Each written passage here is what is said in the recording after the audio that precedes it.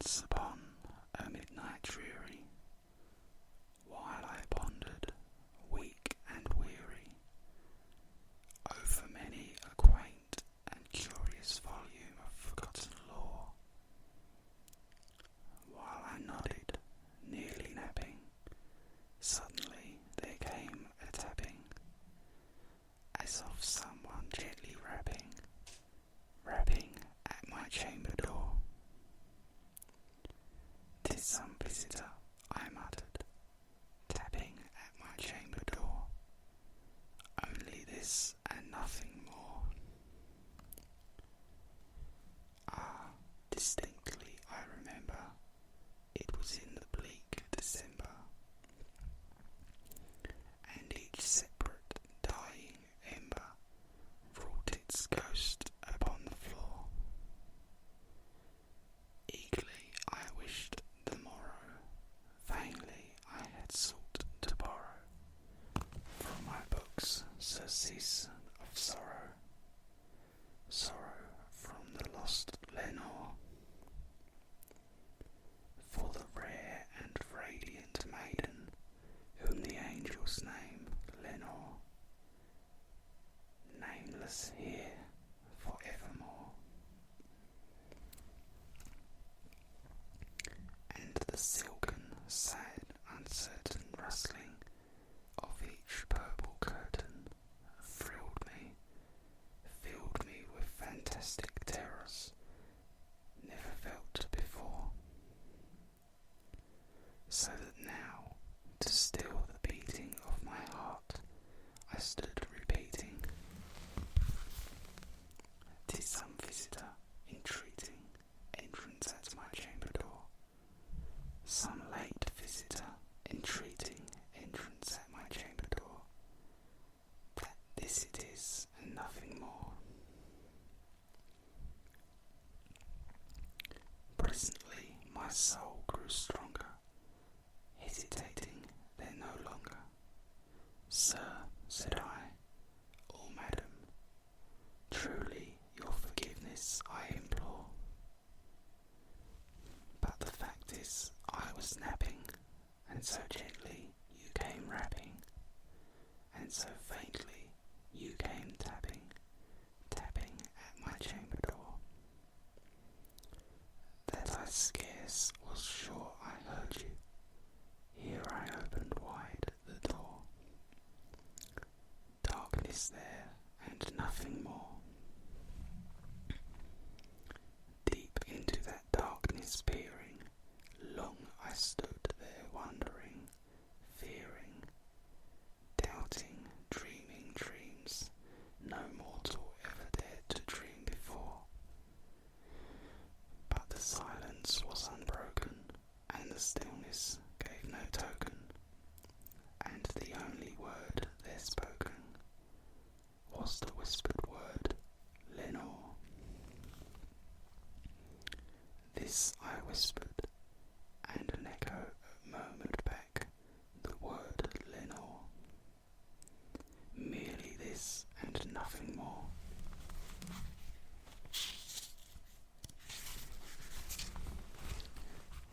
Back into the chamber turning, all my soul within me burning. Soon again I heard a tapping, somewhat louder than before. "Surely," said I, "surely that is something at my window lattice.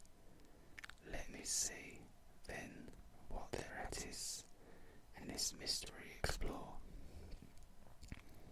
Let my heart be still a moment, and this mystery explore. 'Tis the wind, and nothing more." Open here I flung the shutter, when, with many a flirt and flutter, in there stepped a stately raven of the saintly days of yore. Not the least obeisance made he, not a minute stopped or stayed he, but with mien of lord or lady, perched above my chamber door, perched upon a bust of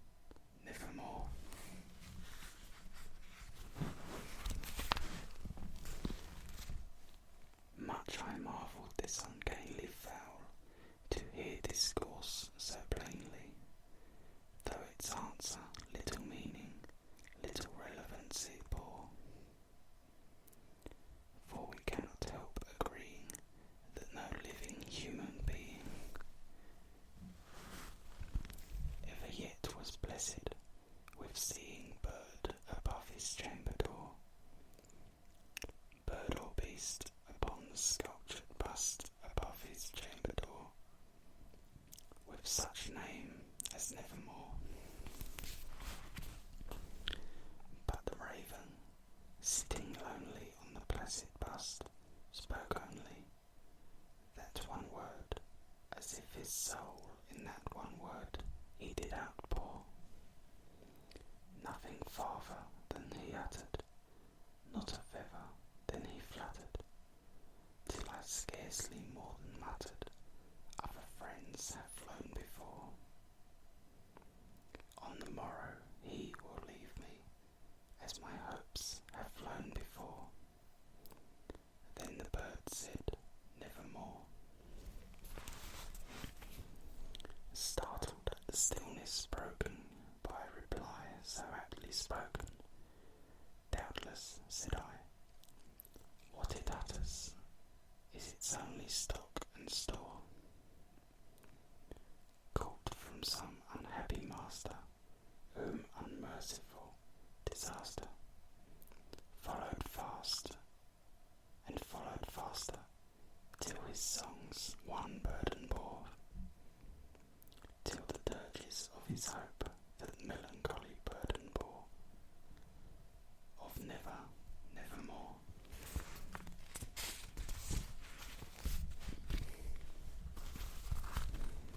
But the raven still beguiling all my fancy into smiling, straight I willed a cushioned seat in front of bird and bust and door.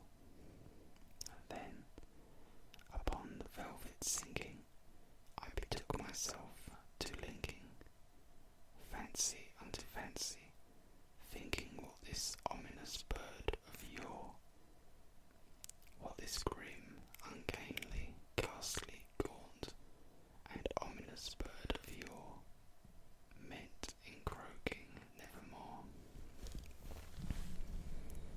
This I sat engaged in guessing, but no syllable expressing to the fowl whose fiery eyes now burned into my bosom's gore.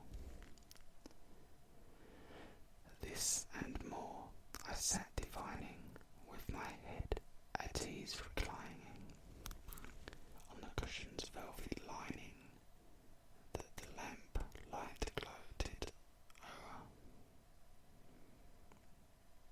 but whose velvet violet lining with the lamplight gloating over she shall press, nevermore. Then, methought, the air grew denser, perfumed from an unseen censer, swung by seraphim whose footfalls tinkled on the tufted floor.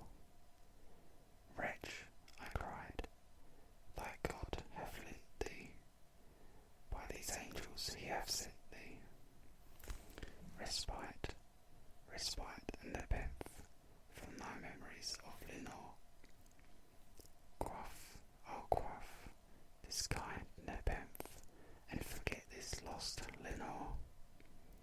Quoth the raven, nevermore. Prophet, said I, thing of evil, prophet still, if bird or devil, whether tempter sent, or whether tempest tossed thee here ashore, desolate yet all undaunted, on this desert land enchanted, on this home by horror haunted, tell me truly, I implore, is there balm in Gilead? Tell me, I implore, quoth the raven, nevermore. Prophet, said I, thing of evil, prophet still, if bird or devil, by that heaven that bends above us, by that God we both adore, till this soul with sorrow laden, if within the distant Aidenn it shall clasp a sainted maiden, whom the angels name Lenore, clasp a rare and radiant